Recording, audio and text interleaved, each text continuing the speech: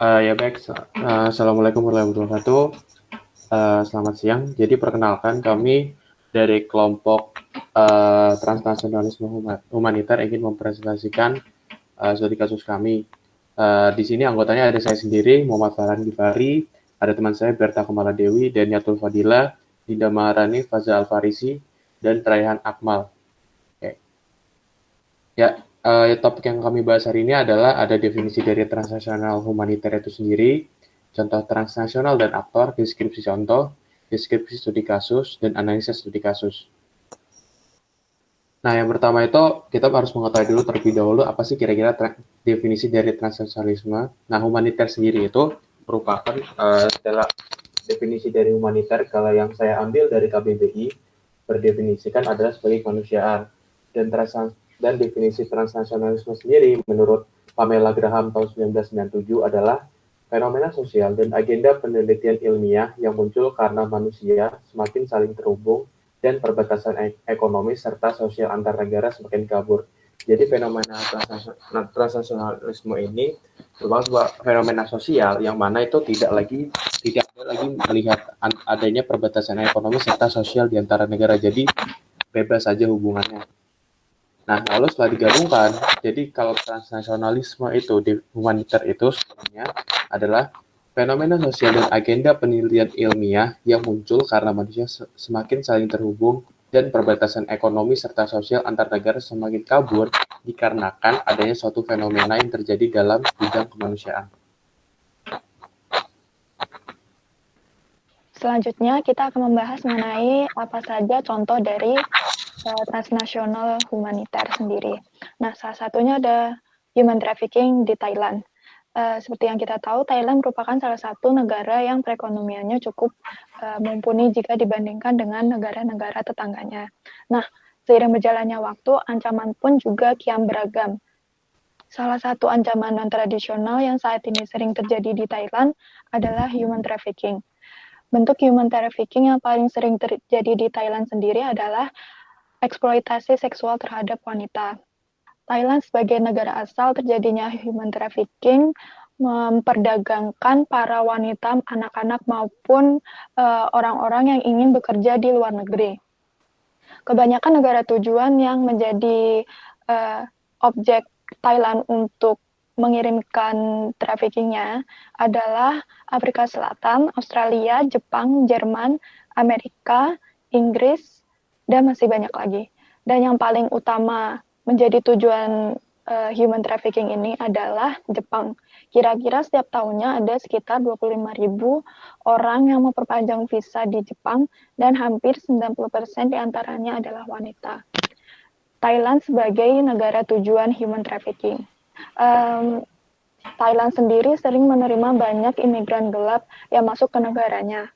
Dapat dikatakan bahwa negara yang masih berkembang ini memiliki perekonomian yang lebih pesat ketimbang dengan negara-negara tetangganya. Sehingga hal ini memungkinkan untuk orang-orang masuk ke Thailand untuk mencari kehidupan yang lebih baik dan meningkatkan taraf ekonominya. Hampir sekitar 2 juta imigran ilegal masuk ke Thailand. Banyak di antara mereka yang berasal dari negara tetangga seperti Brunei dan Myanmar.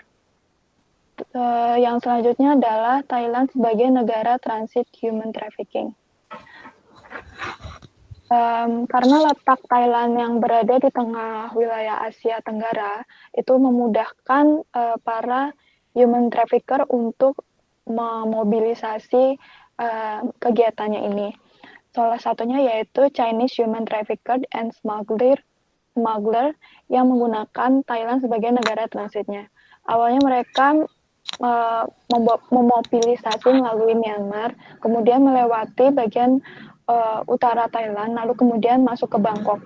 Di Bangkok sendiri ada tempat seperti Chinatown yang cukup luas sehingga para imigran ilegal yang dari China ini dengan mudah untuk berbaur dengan penduduk lokal di sana. Dan mereka menunggu di tempat seperti tempat persembunyian dan menunggu untuk nantinya dikirim ke negara-negara tujuannya. Next. Nah, selanjutnya ada humanitarian aid for Japan earthquake in 2011. Seperti yang kita tahu, pada 2011 terjadi sebuah bencana di Jepang, yaitu gempa dan tsunami yang berkekuatan 9,0 skala Richter dan memicu tsunami setinggi 10 meter. Setidaknya ada lebih dari 10.000 korban jiwa yang menjadi korban pada waktu bencana itu terjadi. Ada beberapa wilayah yang terkena dampak parahnya seperti Miyagi, Fukushima, Iwate, Yamagata, Ibaraki, Chiba, Akita, dan Aomori. Akan sebagai bentuk respon atas kejadian itu, banyak negara dan organisasi internasional memberikan tawaran bantuan untuk Jepang ini.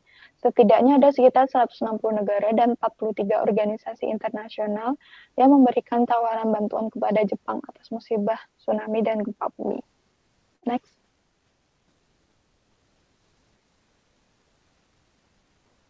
Ya, lalu ada kasus HIV/AIDS and drug use in Burma atau Myanmar. Burma sendiri itu merupakan negara penghasil opium yang mana Burma itu menjadi produsen opium ilegal terbesar kedua di dunia setelah Afghanistan. Sebagai negara penghasil opium, Burma secara tradisional telah mengenal penggunaan opium termasuk untuk keperluan pengobatan. Sebagian besar opium dibudidayakan di negara bagian Shan dan sedikit banyak di negara bagian Kachin.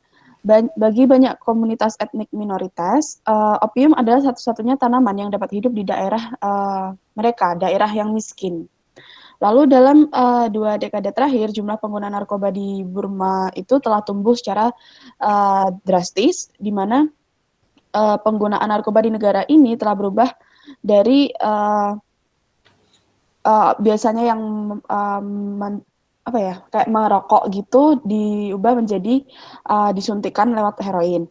Lah hal ini sebagian besar karena heroin telah tersedia secara luas dan murni memiliki efek yang instan dan lebih mudah untuk dikonsumsi. Heroin saat ini merupakan obat dominan yang digunakan di negara bagian Kachin, negara bagian Shan Utara, dan di kota-kota besar.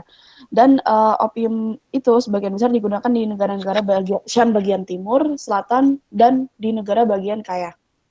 Krisis HIV/AIDS di Burma juga adalah salah satu ancaman kesehatan paling serius bagi penduduk dan juga menghadirkan risiko serius bagi negara-negara tetangga seperti Burma, Kamboja, dan Thailand yang merupakan negara-negara yang paling parah dilanda oleh epidemi HIV/AIDS di Asia Tenggara.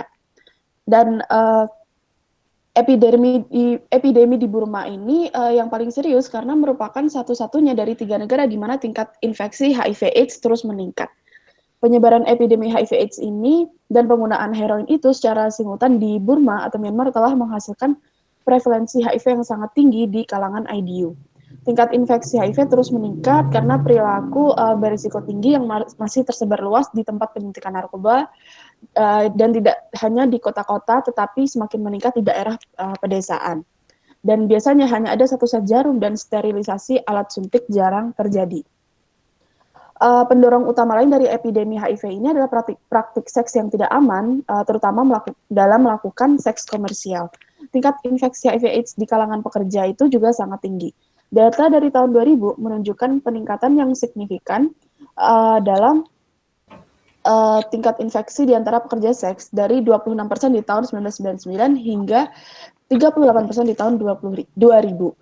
Penelitian yang sama melaporkan bahwa sekitar 12% dari klien pria yang dirawat, baik di klinik umum untuk penyakit menular seksual, adalah HIV positif. Dan UNAIDS melaporkan bahwa 27% dari pekerja seks yang dites pada tahun 2004 ditemukan positif HIV. Dan sebuah penelitian baru-baru ini untuk menilai prevalensi penggunaan narkoba di kalangan pekerja seks di negara bagian Kachin menemukan bahwa hampir 50% pekerja seks tersebut menggunakan beberapa jenis narkoba. LSM Internasional dan United Nations Office on Drugs and Crimes atau UNODC telah memainkan peran penting dalam mengadvokasi pendekatan yang lebih manusiawi bagi pengguna narkoba di negara ini. Selama beberapa tahun terakhir, sejumlah LSM internasional telah menjalankan proyek untuk mengatasi HIV/AIDS di kalangan pengguna narkoba. Kegiatan yang terkait dengan penggunaan narkoba merupakan 50% dari anggaran UNODC Myanmar dan separuh lainnya sebagian besar dikhususkan untuk program pengembangan di daerah penghasil opium. Hal ini merupakan kemitraan terbesar mereka dengan LSM Internasional di sebelah KOWI, program payung LSM dan lembaga PBB untuk membantu petani-petani dan keluarga mereka dalam memenuhi kebutuhan dasar mereka tanpa pendapatan yang diperoleh dari opium. Organisasi-organisasi ini telah membuat program intervensi yang disebut Penasun yang secara langsung menargetkan pekerja seks Penasun, termasuk pusat drop-in dari narkoba tersebut dan program pertukaran jarum tersebut dan pusat perawatan metadon. Lalu juga terlepas dari kegiatan yang terkait dengan penggunaan narkoba, ada juga klinik untuk infeksi menular seksual. Klinik-klinik ini menyediakan konseling dan tes sukarela yang mana hal ini akan membantu penyembuhan dari pasien-pasien yang terkena positif HIV/AIDS. Next. Lalu ada humanitarian aid for Palu earthquake pada tahun 2018. Di sini pada tahun 2018 terjadi gempa Palu yang mana terjadi pada tanggal 28 September 2018 pukul 6:02 waktu Indonesia Tengah dengan kekuatan magnitudo 7,4 skala Richter. Di mana pusat gempa ini berada di 26 km utara Donggala dan 80 km barat laut ibu kota Palu dan memakan korban jiwa sebanyak kurang lebih 2.081 orang. Dan wilayah-wilayah yang terdampak ini banyak, terutama dirasakan di Kabupaten Donggala, Kota Palu, Kabupaten Parigi Mutong, Kabupaten Sigi, Kabupaten Poso, Toli-Toli, Kabupaten Mamuju, bahkan hingga Kota Samarinda dan Kota Balikpapan. Lalu pemerintah Indonesia merespon bencana ini dengan berkoordinasi dengan otoritas manajemen bencana regional seperti PMI, organisasi non-pemerintah atau LSM, PBB, dan donor internasional untuk memenuhi kebutuhan populasi yang terkena dampak bencana di Sulawesi Tengah. Lalu juga adanya beberapa dukungan-dukungan seperti adanya bantuan luar negeri dari pemerintah Amerika Serikat atau US Government atau USG yang mengumumkan bantuan tambahan sekitar $3 juta untuk menangani kebutuhan kemanusiaan yang mendesak di Indonesia. DoD juga telah memberikan otoritas hingga $5 juta dalam pendanaan untuk menangani kebutuhan kemanusiaan yang divalidasi oleh USAID atau OFDA dalam meningkatkan total dukungan kemanusiaan US Government untuk tanggapan dari adanya bencana ini hingga $11,7 juta. Dengan bantuan ini, US Government menyediakan perlindungan darurat, mata pencaharian, komoditas, bantuan tempat tinggal, dan dukungan WASH untuk populasi yang terkena bencana, serta bantuan teknis kepada otoritas manajemen bencana pemerintah Indonesia. Lalu juga adanya kerjasama antara Kementerian Sosial RI atau MOSA dengan dukungan dari UNICEF untuk mengerahkan 20 staf dengan mendukung kegiatan perlindungan anak dan memfasilitasi pelacakan dan reunifikasi keluarga di wilayah yang terkena dampak pada tanggal 14 Oktober 2018. Dan Kementerian Sosial telah mengidentifikasi dan mendaftarkan hampir 80 anak yang tidak didampingi atau dipisahkan. Serta di sini juga pada tanggal 16 Oktober, organisasi pertolongan yang seperti LSM juga telah menciptakan ruang ramah anak untuk mengimplementasikan kegiatan perlindungan anak yang mana dibawahi oleh PBB sendiri. Dan setidaknya ada 19 negara yang telah menjanjikan atau menyumbang lebih dari $50 juta dalam bentuk bantuan finansial untuk tanggapan Indonesia pada pertengahan Oktober. Dan totalnya mencakup sekitar $12,9 juta yang disumbangkan untuk rencana respon gempa bumi Sulawesi Tengah dan mewakili 26% dari 50,5 juta dolar yang diminta oleh rencana tersebut. Next.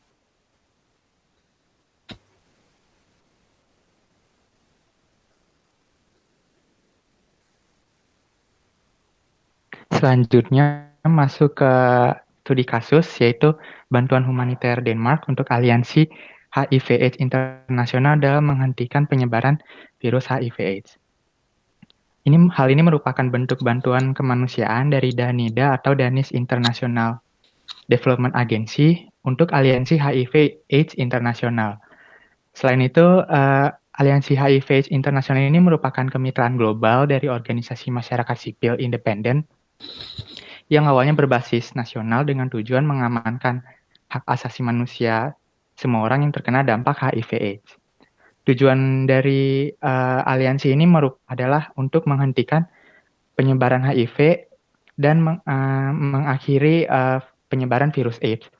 Hal ini dilakukan melalui tindakan untuk meningkatkan kesehatan dan hak asasi manusia dengan keterlibatan langsung dan melalui masyarakat setempat. Aliansi ini didirikan pada tahun 1993 untuk mendukung masyarakat di negara-negara berkembang dan untuk memainkan peran aktif dalam respon global terhadap AIDS. Kemitraan global ini bekerja di 40 negara melalui jaringan 36 organisasi penghubung, kantor negara di Myanmar, dan 6 pusat dukungan teknis regional di Afrika, Asia, Eropa Timur, Amerika Latin, dan Karibia. Selain itu juga terdapat sekretariat internasional yang berbasis di Brighton, Inggris, yang menghubungkan organisasi penghubung dan pusat dukungan teknis.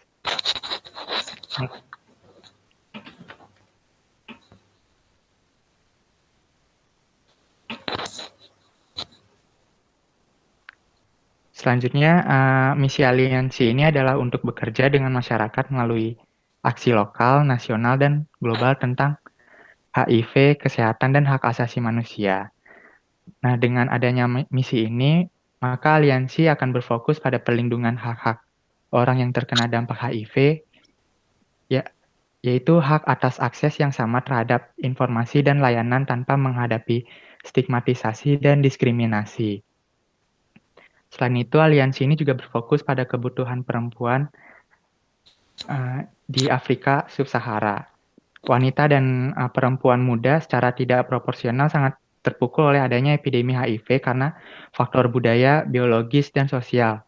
Contohnya seperti perkawinan dini, kekerasan seksual, yang membuat mereka rentan dan berisiko tinggi terhadap penularan HIV/AIDS. Selain itu, aliansi ini juga berkontribusi pada pemenuhan strategi Denmark dalam mempromosikan hak dan kesehatan seksual dan reproduktif. Selama beberapa tahun terakhir, aliansi telah meningkatkan upaya mengintegrasikan HIV dan kesehatan seksual dan hak-hak reproduksi, TBC, dan lain-lain, dan menghubungkan penyediaan perawatan masyarakat sipil dan sistem perawatan kesehatan nasional. Next. Ya, selanjutnya adalah faktor pendukung atau pendorong bantuan Denmark untuk aliansi HIV/AIDS internasional. Nah, saya di sini mengambil perspektif dari Thomas Ries. Thomas Ries adalah ilmuwan hubungan internasional yang berasal dari Jerman. Saat ini ia menjabat sebagai dosen hubungan internasional, kebijakan luar negeri, dan kebijakan keamanan di Institut Otto Suhr di Universitas Berlin. Selain itu, ia juga memimpin program S3 di Hertie School of Governance di Berlin. Nah, beliau percaya bahwa menyatakan bahwa sistem politik yang terbuka, demokratis, majemuk, dan terdesentralisasi dapat menjadi faktor pendorong untuk merespon gagasan advokasi transnasional. Nah, atas dasar itu kita melihat Denmark. Ketika kita melihat Denmark, kita dapat melihat bahwa Denmark menganut monarki konstitusional dan sistem pemerintahan parlementer. Denmark memiliki satu pemerintahan pusat dan 98 munisipalitas sebagai pemerintahan daerah. Denmark yang menganut konsep ekonomi kapitalis pasar campuran sekaligus kesejahteraan sosial. Dari tahun 2006 sampai 2008, survei menyatakan bahwa Denmark adalah tempat paling menyenangkan di dunia, dipandang dari standar kesehatan, kesejahteraan, dan pendidikan. Next. Denmark ialah monarki konstitusional dengan pengadopsian konstitusi baru. Kekuasaan eksekutif yang dilaksanakan oleh raja atau ratu dilaksanakan melalui kabinet menteri dengan perdana menteri yang memperlakukan prinsip primus inter pares. Kekuasaan legislatif diberikan kepada monarki dan parlemen dan parlemen Denmark dikenal sebagai Folketing yang terdiri atas tak lebih dari 179 anggota. Kekuasaan yudisial berada di tangan pengadilan. Pemilu parlemen harus setidaknya diadakan tiap 4 tahun sekali. Lalu Denmark mempraktikkan hak pilih universal dalam seluruh masalah dan wanita dianggap setara dengan laki-laki menurut hukum. Nah, kita dapat melihat dengan fakta-fakta tersebut bahwa meskipun Denmark memiliki sistem monarki konstitusional, tapi Denmark merupakan salah satu negara yang cukup berhasil dalam demokrasi. Lalu juga Denmark dinobatkan sebagai negara yang paling sejahtera, salah satu negara yang paling sejahtera di dunia dengan ukuran yaitu tadi kesehatan, lalu pendidikan, dan juga ukuran yang lainnya. Dan di sini kita bisa menyoroti di bagian kesehatan, dan itu juga dibuktikan dengan adanya kebijakan memberikan bantuan kepada organisasi internasional terkait dengan HIV/AIDS. Next. Iya, selanjutnya saya akan menjelaskan tentang analisa kasus. Studi kasus kali ini adalah termasuk aktor transnasional, di mana fokusnya untuk menghapus penyebaran HIV/AIDS, mengamankan HAM yang terkena HIV/AIDS, dan menghilangkan stigma dan diskriminasi dengan cara meminta bantuan masyarakat melalui aksi lokal secara dini tentang adanya HIV/AIDS. Analisa kali ini akan menggunakan teori institutional quality. Next.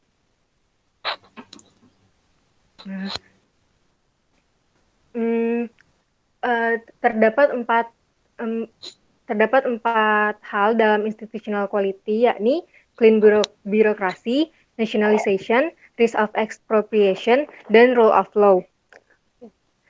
Clean bureaucracy adalah birokrasi yang bersih, di mana karena Danida sendiri adalah dikuasai di bawah pemerintahan Denmark sendiri, maka kecil kemungkinan terdapat korupsi di dalamnya, karena Danida juga mempunyai kerjasama langsung dengan negara-negara dan organisasi yang lain.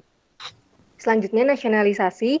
Nasionalisasi mungkin terjadi karena sumber atau asal dari Danida itu sendiri adalah dibawahi oleh Denmark langsung. Selanjutnya ada risk of expropriation, yakni pengambil alihan kekuasaan. Pengambil alihan kekuasaan sangat mungkin terjadi karena Danida sendiri tidak mempunyai kekuasaan yang mutlak atas organisasi itu sendiri. Selanjutnya ada rule of law. Danida berkontribusi pada beberapa pemenuhan strategi Denmark, contohnya sebagaimana diatur dalam Hak atas a Better Life, strategi untuk kerjasama pembangunan Denmark tahun 2012, bahwa Denmark akan berada di garis depan upaya internasional untuk menangani HIV dan untuk mempromosikan kesehatan dan hak seksual dan reproduksi. Danida sendiri didasarkan pada prinsip bahwa masyarakat dan negara harus berpartisipasi penuh dalam keputusan yang mempengaruhi kesehatan mereka dan dapat mengklaim dan menggunakan hak asasi mereka. Masyarakat yang rentan, terpinggirkan, dan tersisih secara sosial akan didukung oleh Danida untuk berpartisipasi dalam pengambilan keputusan dan untuk mengambil tindakan melawan hukum, stigma, diskriminasi, dan ketidaksetaraan vital. Pendekatan ini sejalan dengan strategi kerangka kerja untuk kesetaraan gender, hak, dan keanekaragaman dalam kerjasama pembangunan Denmark tahun 2014. Seperti yang sudah dikatakan Rehan tadi, Danida juga berkontribusi pada pembunuhan strategi Denmark seperti promosi seksual dan kesehatan hak reproduksi tahun 2006. Next. Sekian presentasi kami. Mohon maaf apabila ada kesalahan. Terima kasih.